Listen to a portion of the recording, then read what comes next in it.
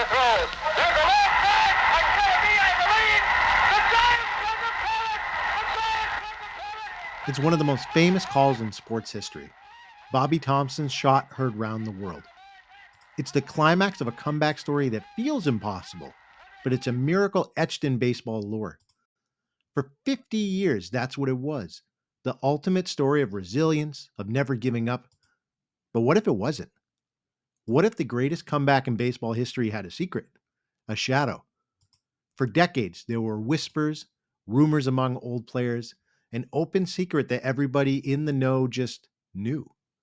And then the story finally broke. This isn't just the story of a miracle. This is the story of a heist. And tonight, we're going to unpack all of it: the comeback, the scandal, and the unbelievable details. So let me paint you a picture, because you have to understand how impossible this comeback was. Today on Rounders, a history of baseball in America.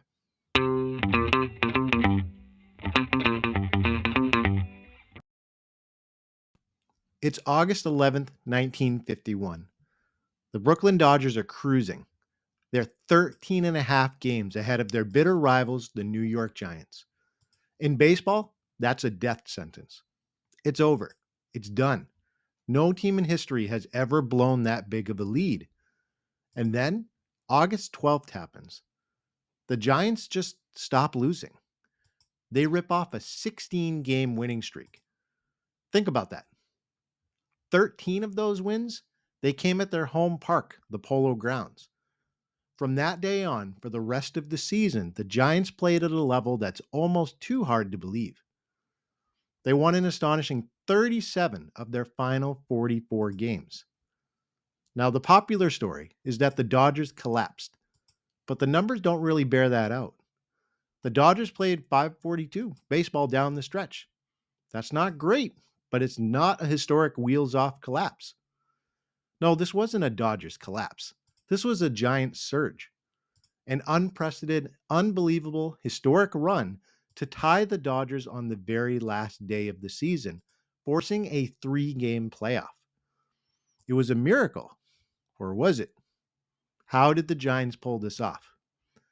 Well, first let's talk about the Polo Grounds. This stadium had a unique layout.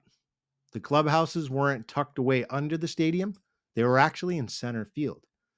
And manager Leo DeRocher, a guy famous for his win at any cost attitude, saw an opportunity. The whole thing apparently started with a utility infielder named Henry Schenz. He told DeRocher he used to steal signs for the Cubs with a telescope, and a light bulb went off. So DeRocher assembles a crew. First, Herman Franks, a coach and ex-catcher. He's the eyes. He sets up in the center field clubhouse window with a 35 millimeter Wallensack telescope. His job? Decipher the opposing catcher's signals. Then you have Sal Ivarez. He was the reserve catcher for the Giants. He was the signal man. He sits on the bullpen bench in right field. Then you have Abraham Chadwick. He was an electrician at the ballpark. He's the tech guy. On July 19th, during a rainout, Chadwick gets to work. He uses the opportunity to secretly run a wire from the Giants clubhouse all the way under the field to the bullpen's bench. On that bench, a simple buzzer. The system was beautiful in its simplicity. Frank sees the sign with the telescope. Is it a fastball? He presses the button. Bzz. Is it a curveball or a breaking ball? He presses it twice. Bzz. In the bullpen, Sal gets the signal.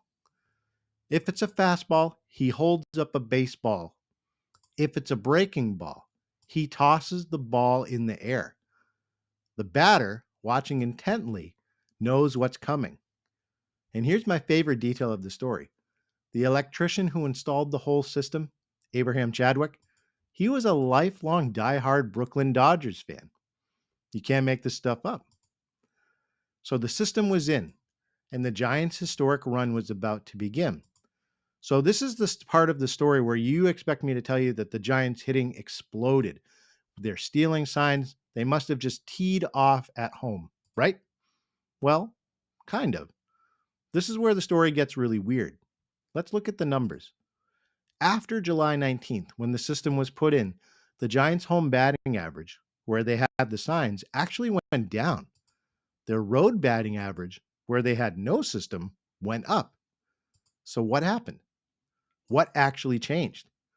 It wasn't that they were stealing signs, it was their pitching. The team's ERA improved dramatically. Their home ERA dropped from 3.47 to 2.90 over their winning stretch. But their road era, it plummeted from a 4.49 ERA all the way down to 2.93. As one baseball writer at the time put it, the most important signs were the ones the Giants catchers flashed to their pitchers. So, what does this all mean? There was one baseball researcher, David W. Smith, who analyzed all the data and came to a stunning conclusion. He said, quote, "There is no evidence that sign stealing was a significant factor in the great comeback," end quote. So did it not matter that the Giants were stealing these signs? Here's the thing. The stats don't show a huge impact, but baseball isn't just about huge impacts. It's about those moments. And the Giants only needed to win one more game than the Dodgers to force that playoff series.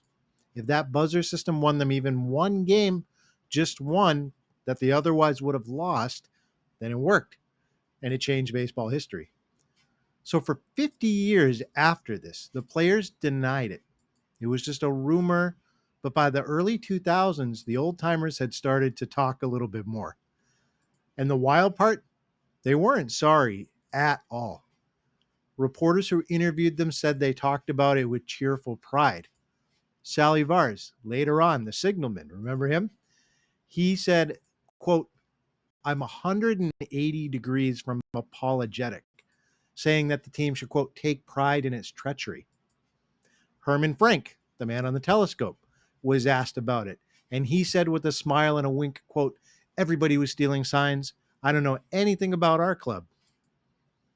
They saw it just as another part of the game. It was their cunning, their competitiveness. But what about the man at the center of it all? What about Bobby Thompson and that hit that propelled the Giants out into the pennant series against the Yankees? He admitted the system was real, but he was adamant to his dying day about one thing. He did not get the sign for that final pennant winning pitch. He was so focused on just making contact, he wasn't even looking. The most famous home run ball in history, he maintained was perfectly clean. So, what's the verdict? The 1951 Giants did pull off one of the greatest comebacks in sports. The numbers show their pitching was the real engine that drove that ability for them to catch up to the Dodgers. And then you've got that truly historic run. But, they also used a sophisticated illegal system to cheat. The miracle and the malfeasance. It's all tangled up together. The players own pride in what they did, and it's just another addition to this legend. It's a story where the achievement and the clever cheating aren't two separate things, they're two parts of the same story. And that's just another thing to remember when we talk about one of the greatest moments in baseball history. Thanks again for joining me for another episode of this. If you're interested in supporting the show, check us out on Substack. We release a newsletter that accompanies this every week with additional information. There's also a bonus show that you can enjoy and take advantage of. I want to thank you for making this a part of your weekly schedule. And remember, there's only two seasons, winter and baseball. See you next time.